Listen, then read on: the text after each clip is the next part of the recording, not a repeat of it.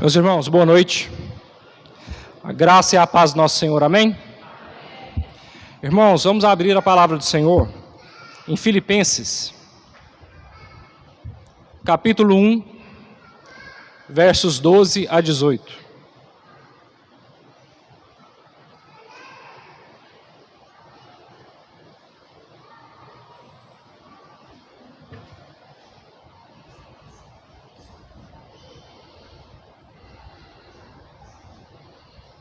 Amém? Diz assim a palavra do Senhor: Quero ainda, irmãos, cientificar-vos de que as coisas que me aconteceram têm antes contribuído para o progresso do Evangelho, de maneira que as minhas cadeias em Cristo se tornaram conhecidas de toda a guarda pretoriana e de todos os demais. E a maioria dos irmãos, estimulados no Senhor por minhas algemas, ousam falar com mais desassombro a palavra de Deus. Alguns efetivamente proclamam a Cristo por inveja e porfia, outros, porém, o fazem de boa vontade. Estes, por amor, sabendo que estou incumbido da defesa do Evangelho. Aqueles, contudo, pregam a Cristo por discórdia, insinceramente, julgando suscitar tribulação às minhas cadeias. Todavia, que importa? Uma vez que Cristo, de qualquer modo, está sendo pregado, quer por pretexto, quer por verdade, tanto com isso me regozijo, sim, sempre me regozijarei. Vamos orar novamente? Senhor Deus, amado, querido, meu Pai, muito obrigado, Deus, por esse dia, muito obrigado por esse culto, Deus. Eu peço a Ti, em nome de Jesus, Pai, que o Senhor venha falar aos nossos corações, que possamos sair daqui edificados por Ti, que eu seja apenas um mero instrumento Teu, Deus. Eu peço a Ti que o Senhor venha me capacitar, Deus, que Tu venhas perdoar as minhas imperfeições e que o Senhor me use para a Tua honra e Tua glória. Em nome de Jesus que eu oro. Amém, Senhor. Meus irmãos, diante de tantas frustrações e a correria do nosso dia a dia, o que tem trazido alegria ao coração de vocês? O que realmente traz alegria, ânimo, coragem para vocês? Para alguns, talvez vocês pensem que talvez passarem um concurso, ter uma boa vida financeira, ter uma boa vida conjugal, ter filhos, quem sabe aí ter muito dinheiro. Todas essas coisas são boas, mas em que consiste realmente a verdadeira alegria? O que seria um coração alegre em Deus? Veremos nessa mensagem de hoje o que realmente e onde deveria estar firmada a nossa alegria. Isso que nós vamos ver hoje. O título do sermão de hoje é Alegria no progresso do Evangelho em meio às provações. E dando aqui um contexto, já que eu já tenho falado já na carta aos Filipenses, mas é necessário fazer isso novamente, a obra missionária na Europa começou na cidade de Filipos. Impelido pelo Espírito Santo, Paulo queria ir para a Ásia, mas o Senhor não o deixou partir para a Ásia. E aí, Filipos era considerada a principal de um dos 4 distritos da província romana da Macedônia, na Europa. César Augusto concedeu a Filipos o título de colônia romana, uma honraria que conferia à cidade privilégios especiais, como governo autônomo. Não havia uma população judaica significativa em Filipos para que houvesse uma sinagoga. Razão porque, ao chegar ao sábado, Paulo e Silas se dirigiam à margem de um rio, onde lhes parecia ser um local onde as pessoas iam para orar. A primeira conversão da Europa foi Lídia, gentia temente a Deus e vendedora de púrpura, mulher de sucesso ali da região. Não apenas ela, mas toda a sua família também foi convertida, como consta lá em Atos capítulo 16. Também temos relatos também, nesse mesmo capítulo, do carcereiro e toda a sua família que foram convertidos também, e além de outras pessoas. A carta também menciona Epafrodito, exemplo de servo que arrisca a vida, está lá em Filipenses 2, versículo 25. O mesmo que fala a Paulo, que leva a Paulo a oferta da igreja. E Evódia e Sintique são as 2 irmãs da igreja. Paulo escreve essa carta quando estava preso, isso é muito importante frisar. quando lermos a carta aos Filipenses. Paulo escreve essa carta preso, provavelmente acorrentado a um soldado romano e em prisão domiciliar. A igreja em Filipos era uma igreja madura, com liderança organizada, mas mesmo assim havia problemas. A carta é conhecida por ser a carta da amizade, a carta da alegria, já que a alegria e regozijo aparecem mais de 12 vezes, demonstrando um forte relacionamento pessoal entre o autor e seus destinatários. Filipos, no norte da Grécia, foi o primeiro lugar da Europa que ouviu a boa nova de que havia um novo rei, o crucificado e ressurreto Jesus de Nazaré. Esse é o contexto da carta aos Filipenses. E aí passamos agora ao nosso texto, que foi lido anteriormente. Irmãos, dos versículos 12 ao 14, veremos que Paulo se alegra porque ele tem consciência da soberania de Deus. Paulo tem consciência da soberania de Deus. Ele confia na providência de Deus, mesmo em meio ao seu sofrimento. Paulo sabe quem é que rege a história. Paulo sabe quem que comanda vidas. Paulo sabe quem que escreve toda a história. Paulo sabe que toda a sua vida, desde o primeiro minuto até o último minuto, já foi escrito e contado pelo Senhor. Que nada foge de sua mão, que o seu poder é absoluto. Paulo tem certeza disso. E é por isso que ele diz as coisas que ele dirá agora. Ele fala assim: quero ainda, irmãos, cientificar-vos de que as coisas que me aconteceram têm antes contribuído para o progresso do Evangelho. Paulo se interessa no progresso do Evangelho. É isso que Paulo pensa da vida dele. Um ponto interessante a se destacar, meus irmãos, é que Paulo não se vitimiza diante da sua situação. Paulo está preso, Paulo está escrevendo isso preso. Ele poderia chorar, reclamar de toda a situação, reclamar de Deus, murmurar, como a gente sempre faz. Mas Paulo não se vitimiza. Ele não se vitimiza. Paulo rejeita a autopiedade no seu sofrimento. Esse é o primeiro ponto. Paulo não se vitimiza.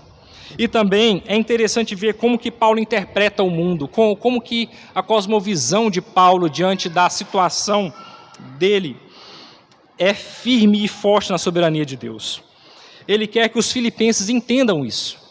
Ele quer que os irmãos que estão recebendo essa carta entendam que é essa cosmovisão que eles devem adotar para a vida deles. E por esse motivo ele começa a mensagem com: quero ainda cientificar-vos, quero ainda avisá-los, informá-los. Após Paulo fazer ações de graça sobre o que o Senhor havia feito e continuava a fazer através da sua vida, nos versículos anteriores, que são ações de graça, e Paulo conta o que Deus tem feito na vida dele também.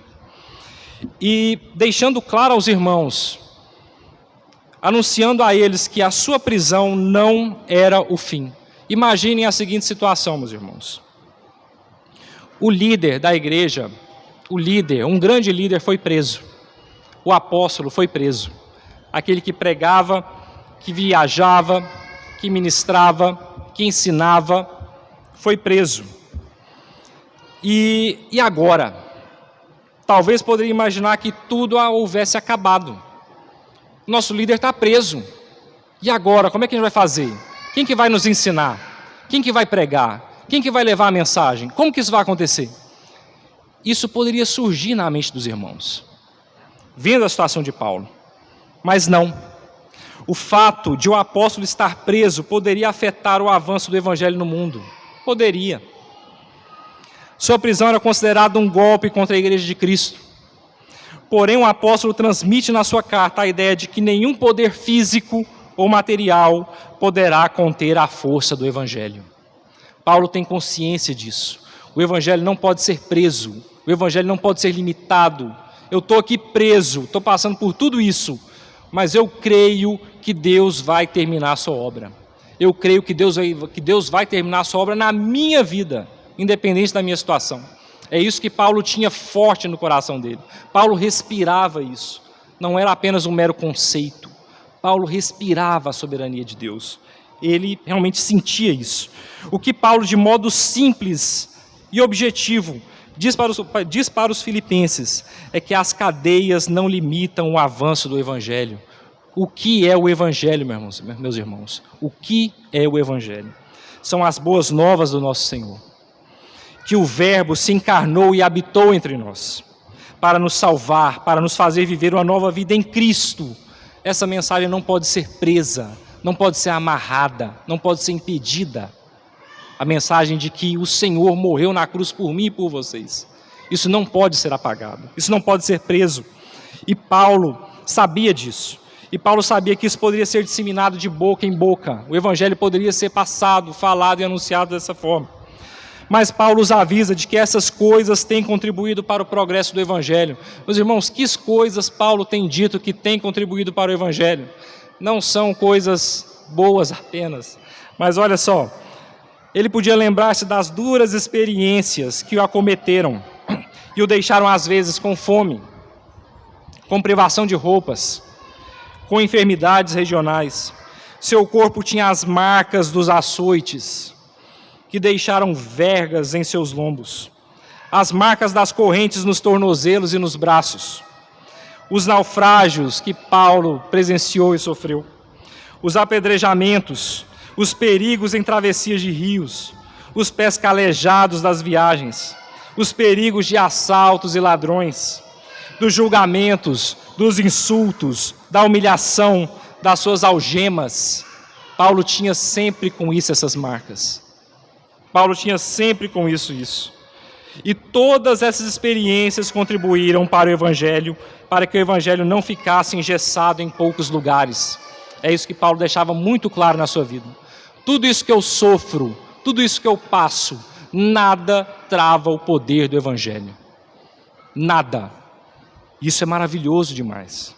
Isso é maravilhoso demais. O que importa para Paulo é que ele tinha uma convicção do propósito e da sua identidade. E que seu sofrimento era para glorificar a Cristo. Lá em Filipenses 2,17, vamos andar um pouquinho aqui. Filipenses 2,17.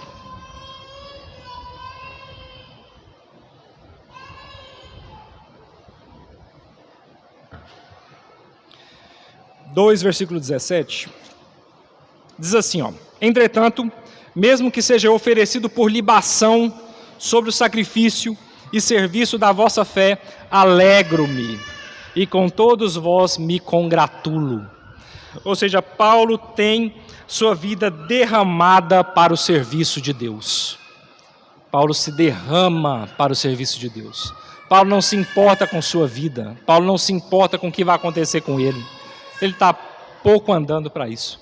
Ele está mais interessado na proclamação do Evangelho. Como vamos pregar? Pregando o Evangelho de Deus. E em Filipenses 3,10, também diz, para o conhecer e o poder da sua ressurreição e a comunhão dos seus sofrimentos, conformando-me com ele na sua morte. Para o conhecer. Paulo passava por tudo isso, porque ele queria uma comunhão maior com o Senhor também. Relacionamento com Deus. Paulo tinha noção da sua identidade como servo do Senhor.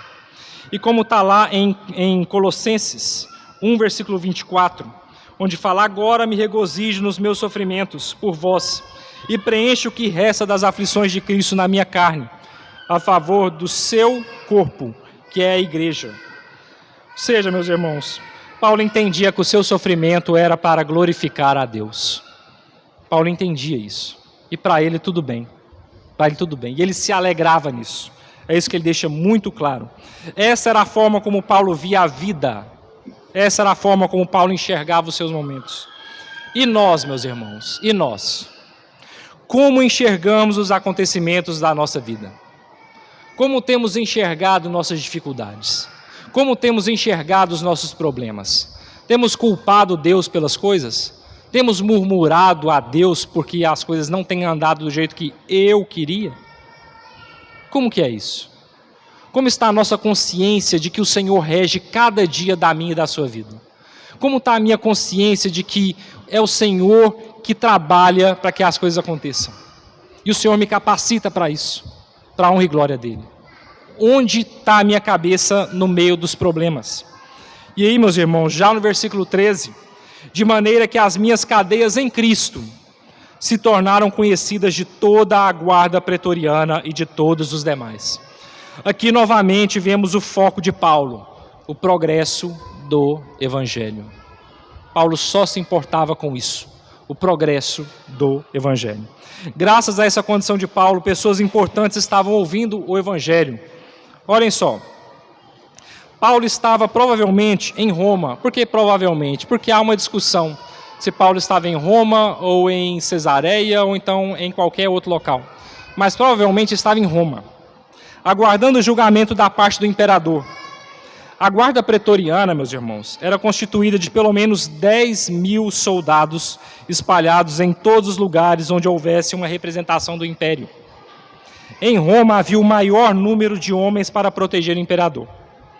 Dia e noite, durante 2 anos, Paulo era preso a um soldado dessa guarda por uma algema. Cada soldado cumpria um turno de 6 horas. A prisão de Paulo abriu caminho para a pregação do Evangelho no regimento mais seleto do exército romano, no alto escalão do exército romano. É lá que Paulo estava. E Paulo não se cansava de pregar. Ele continuava pregando lá. Paulo, no mínimo, podia pregar para 4 homens todos os dias. 4 homens ficavam amarrados a Paulo durante o dia. Não tinha como sair. Eu imagino que aquele homem devia falar o tempo todo. Paulo devia pregar o evangelho o tempo todo. Ele devia respirar aquilo o tempo todo. E esses homens ouviam a palavra de Deus. Eles tinham que ouvir, não tinha como. O evangelho era proclamado. E com toda certeza Paulo não se calava. Com toda certeza. Toda a guarda pretoriana sabia a razão pela qual Paulo estava preso.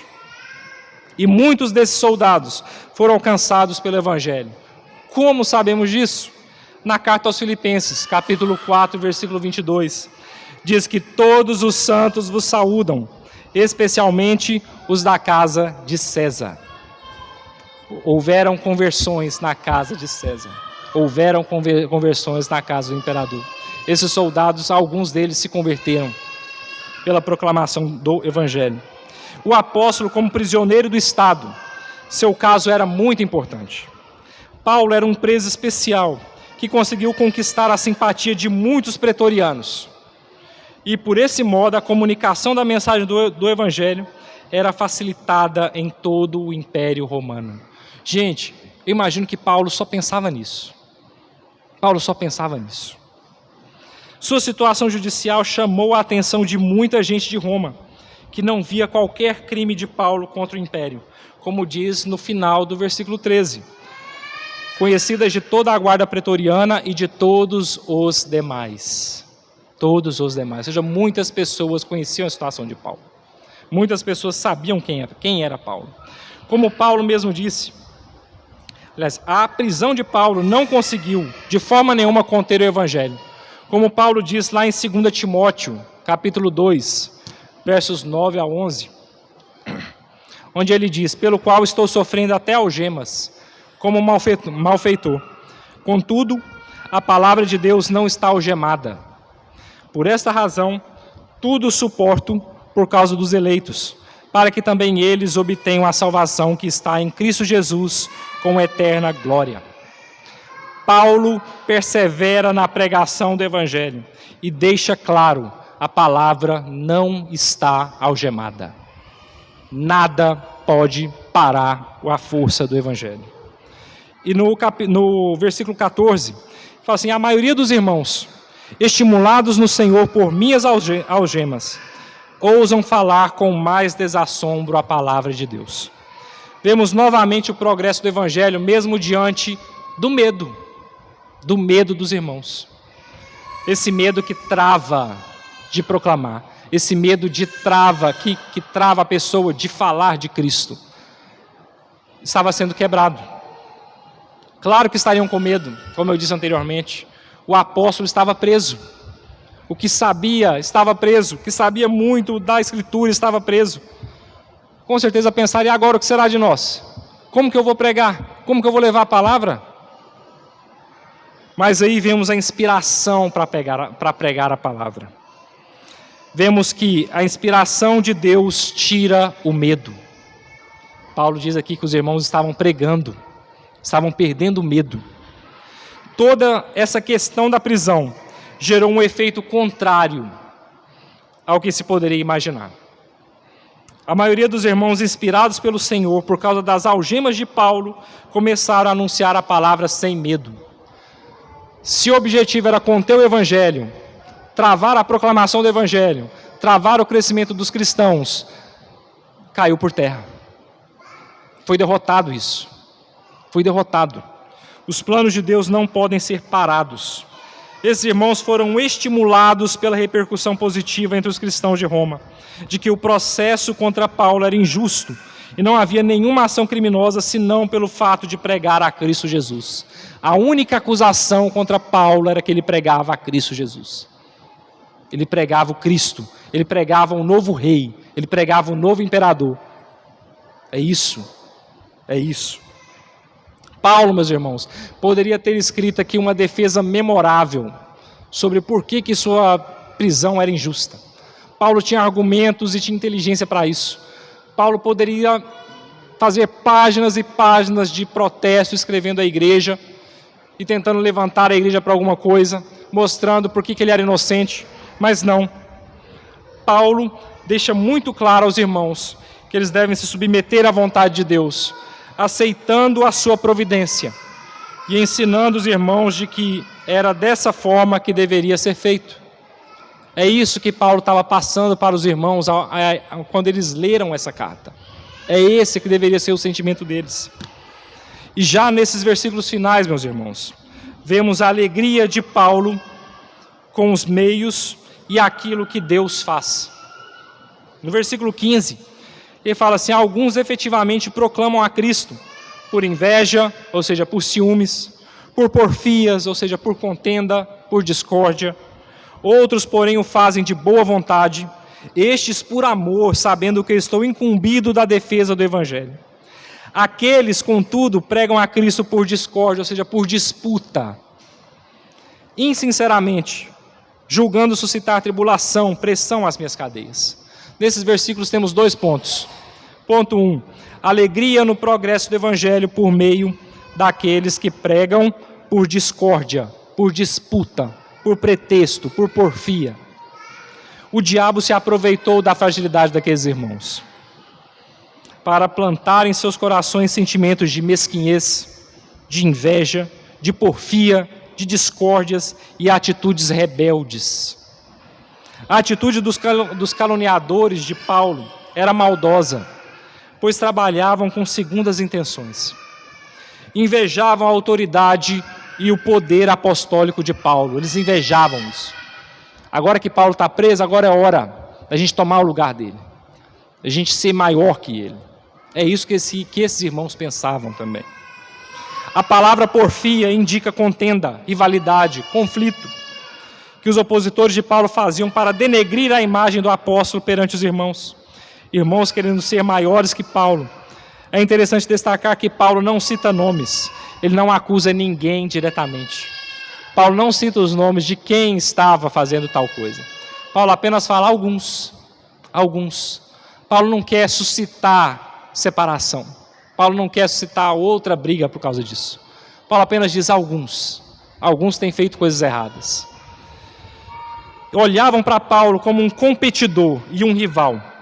Trabalhavam apenas para apresentar um relatório com maiores resultados. Esses pregadores interessavam-se mais com sua reputação do que com a sua mensagem. É isso que esses pregadores queriam, reputação. Tomar a imagem de Paulo. E aí, vemos o ponto 2, alegria no progresso do Evangelho por meio daqueles que pregam pela verdade e pelo amor. Estes o fazem de boa vontade, com coração, com amor, pois sabem que Paulo está na defesa do Evangelho. Sabem que os propósitos de Paulo são os mesmos propósitos do nosso Deus, o progresso do Evangelho. Sabem que Paulo confia na soberania de Deus. Sabe que o Evangelho não pode ser amarrado ou preso, ele vai ser proclamado. Ele será proclamado, ele é vivo, ele vai ser proclamado. Esses irmãos tinham uma convicção disso. Já no versículo 18, meus irmãos, todavia que importa, uma vez que Cristo de qualquer modo está sendo pregado, quer por pretexto, quer por verdade, também com isso me regozijo, sim, sempre me regozijarei. O nosso Deus não precisa de mim ou de você para levar a mensagem. Ele não precisa de nós para isso. O Senhor poderia fazer de outras formas. Mas aqui, já no início do versículo 18, diz, mas que me importa? Paulo perguntou, mas o que me importa se essas pessoas estão falando mal de mim? O que me importa se eles estão tentando me dividir de vocês? O que me importa se essas pessoas me invejam? O que me importa isso? Paulo está afirmando que se aqueles falsos irmãos pregam por porfia, fingimento ou pretexto, o que importa de fato era que o evangelho estava sendo pregado. Agora um ponto muito importante aqui, meus irmãos. Paulo não estava dando carta branca para a heresia, não. Paulo não estava dando carta branca para que qualquer um pregasse o que viesse na mente, não. Paulo não estava dando uma carta branca aqui. Porque às vezes usamos esse versículo aqui de forma errada. Às vezes ouvimos alguém pregando uma heresia ou então uma coisa mais absurda possível. E aí a gente pensa assim, bom, mas pelo menos ele está pregando o evangelho. Não está não, meus irmãos. Paulo não está falando que vocês podem pregar o que vocês quiserem, não. Paulo está falando que não importa o que eles pensem dele. Não importa por que eles estão pregando assim. Mas o que importa é que eles estão pregando o evangelho. Isso era o que importa para Paulo. Significa que a mensagem estava sendo preservada, independente do comportamento daquelas pessoas. O que importa é que o evangelho seja pregado. Ele ainda diz, nisto me regozijo e me regozijarei ainda. Ora, sua alegria não se prendia às circunstâncias ruins, ou daqueles que o criticavam, porque a essência de tudo era a certeza da proclamação do senhorio de Cristo. Paulo preferia saber que os seus opositores pregavam o evangelho com fingida piedade, mas pregavam. Para ele, isso era a razão de regozijo em sua alma. Isso era a razão da alegria de Paulo. Diante disso, meus irmãos, para encerrar, qual o segredo da verdadeira alegria, mesmo diante das provações? Qual é o segredo disso? Por que Paulo, passando por tudo isso, por todas essas circunstâncias, ao final do texto nós vemos que ele diz que eu me regozijo e eu sempre me regozijarei. Primeiro, meus irmãos, ter um coração descansado na providência de Deus. De que forma nós descansamos nessa providência? Um coração que sabe que o Senhor governa tudo e todos. Tudo e todos. Pessoas boas, pessoas más, guerras, conflitos, paz, tudo está nas mãos de Deus. Tudo. Um coração que sabe que Deus sustenta e rege o universo. Um coração que sabe que o infortúnio também faz parte dos desígnios de Deus. As coisas ruins também fazem parte dos planos de Deus. Um coração que confia na soberania e providência de Deus, tendo sempre em mente que os planos de Deus são infinitamente maiores que os meus. Infinitamente. Às vezes pedimos uma coisa para Deus, Deus não nos dá, nos frustramos, nos revoltamos. E tem alguns que colocam Deus contra a parede, né? Como se Deus fosse um servo nosso. Como se Deus precisasse responder. Eu ordeno que o Senhor me responda. Como assim? O servo sou eu. Eu devo obedecê-lo. Devo crer na soberania dele. Se ele não me deu uma coisa, ele tem uma coisa melhor para mim. Eu não sei o que é. Eu não sei o que é. Mas ele tem uma coisa melhor. É nisso que devemos acreditar. Nisso que devemos acreditar. Conhecendo e meditando a sua palavra e tendo comunhão com ele, é dessa forma que eu faço isso. Pedir ao Senhor paciência em meio às provações e o silêncio de Deus. Às vezes parece que Deus não responde, parece que Deus não está ouvindo, a oração bate no teto e volta. É esperar, ter paciência em Deus. Paciência também é um exercício de santificação, meus irmãos. A paciência também é um exercício. Irmãos, que possamos sempre nos lembrar, a vontade de Deus para a nossa vida também pode incluir fracassos. Também pode incluir derrotas. Também pode incluir sofrimento. Também pode incluir perdas. E para finalizar o ponto 2, meus irmãos. quando de fato o Evangelho for o bem maior da nossa alma. Paulo sabia disso. O bem maior de Paulo era o Evangelho na vida dele. Que Evangelho é esse? É o poder de Deus, que quebra todo o pecado. A boa nova de Cristo, do Verbo ter se encarnado e morrido na cruz por mim e por você. Que o Senhor nos salvou, que o Senhor nos resgatou por preço. Esse é o Evangelho. Isso deve gerar em mim uma mudança de vida. Esse é o Evangelho. Essa é a mudança que o Evangelho faz em nós. É nesse sentido. Qual o peso do Evangelho na sua vida, meu irmão? Qual o peso do Evangelho na sua vida? Vocês já pararam para pensar o que é o Evangelho? Eu tenho vivido o Evangelho? Vocês já pararam para pensar nessas coisas? Reflitam sobre isso, meus irmãos. Tim Keller disse uma vez que o Evangelho, se for realmente aceito, remove a necessidade de que você tem de ser respeitado, apreciado e bem visto o tempo todo. A necessidade de que tudo na sua vida corra bem. A necessidade de ter poder sobre os outros. E isso vemos claramente na vida de Paulo. Que o Senhor nos ajude. Que o Senhor faça com que possamos realmente saber e colocar em prática que Ele é soberano sobre tudo e todos. Que isso fique bem fresco em nossas memórias.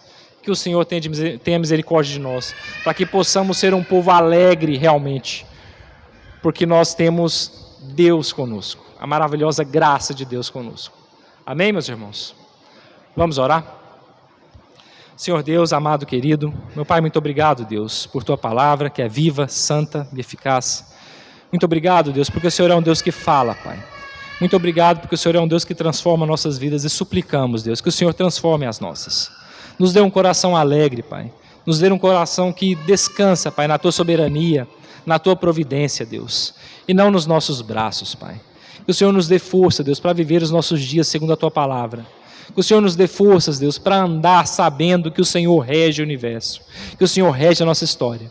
E que se levantamos de dia das nossas camas, Deus, é porque o Senhor nos deu mais um dia.